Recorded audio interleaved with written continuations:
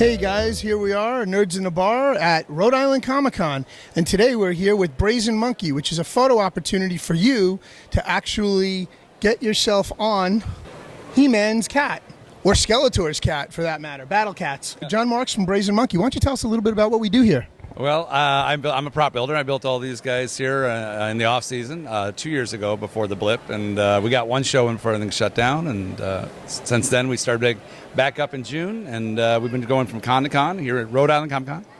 And so, yeah, I built these things a couple years ago. I built Toothless and Light Fury, and also had the Iron Giant full scale. So, yeah, I've had people a lot of fun. They take photo ops, and we raise a little money for Make-A-Wish, and it's kind of a win-win. Awesome. We were here earlier, and we've got some shots with some weapons that actually light up. Tell me about the wonderful light-up weapons that you have for Skeletor and for He-Man. Can we grab one out? Sure, of course. So I got to thinking about the He-Man sword and how I'd like to have seen the lightning. We were kept thinking, how can we get lightning to come down? And nothing was coming in my brain.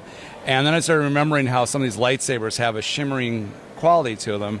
And I thought to myself, well, how can I make it translucent somehow? So I ended up coming up with the idea of taking a lightsaber and created a mold sculpt, kept it hollow on the inside with a clear plastic, and was able to pour clear resin around it to create this look. And then with that effect, it has a desired effect.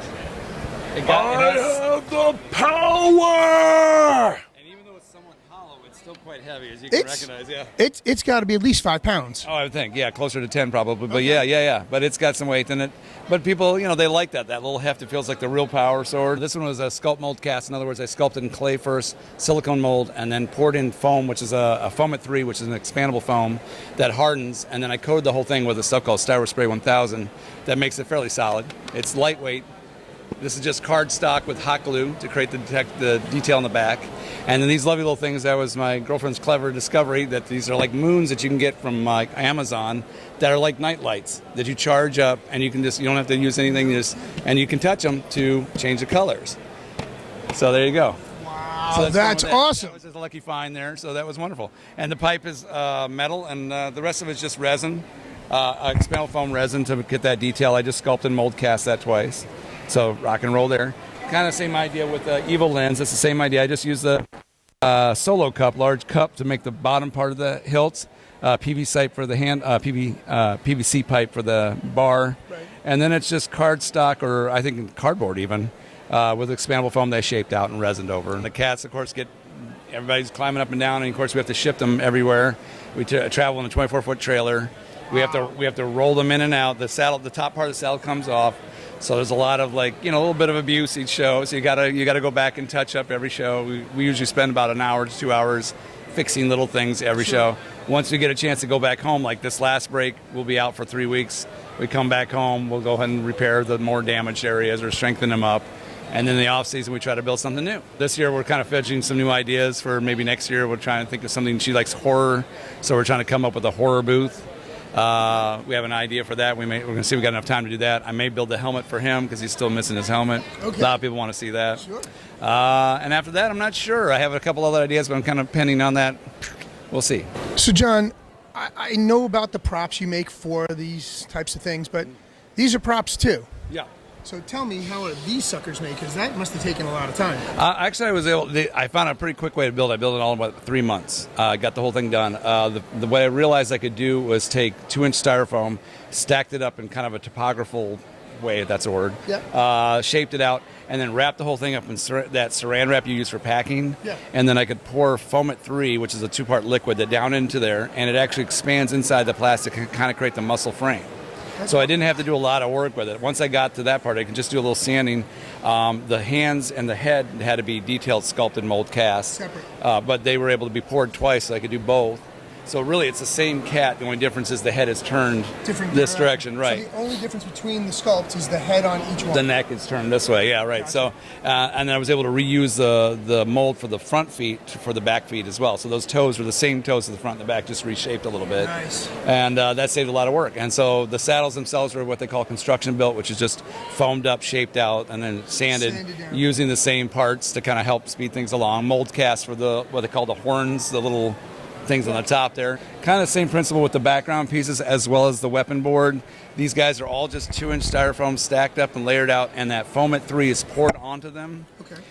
And expanded up, right, and then I can just sand it away. I use the overhead projector up onto the foam, use spray paint, and it just eats into the foam, so that way you already have that recess. Right, it's almost like rocking it. Right, and then you can go back in and Dremel into, or I use a grinding tool, which is all that is just pop, pop, pop. To distress the right, rock, yeah. and you can actually see it kind of the layers of the 2-inch styrofoam. Oh, yeah. And it's just sort of coated over, and I use the whole thing. The last part is to coat the whole thing with stuff called Styro Spray 1000, which is like it's a plastic, rubber, polymer, whatever you want to call it, that makes it like 10 times stronger.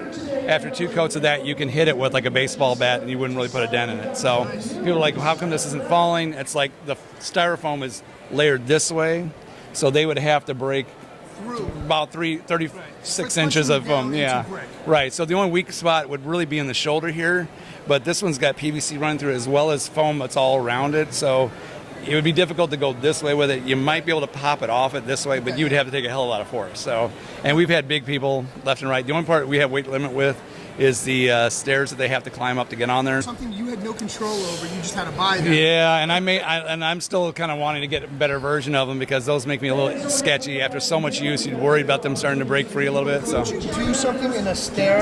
I thought about it, but it means shipping that part as well in the trailer. Yeah, so it's a lot more work.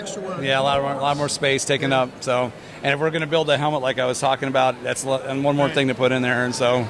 Yeah. You run out of space in a 24-foot trailer. So. And the helmet has to be separate in terms of carrying? It probably would be, yeah, because we want to take it on and off, I think. A lot of people like the old Cringer look. And then the lighting, of course, that was all later on. We ran some lighting. We found those lovely little lights that look like fire. We could run the wire to the back. Nice. My girlfriend's brilliant. She knows how to get the lighting going through. We even figured out how to get the lava effect going from Snake Mountain. Had a lot of fun with that. So we had a lot of fun. We're always tweaking it a little bit. I always try to figure someone to make it a little better. Guys, an amazing man doing amazing work.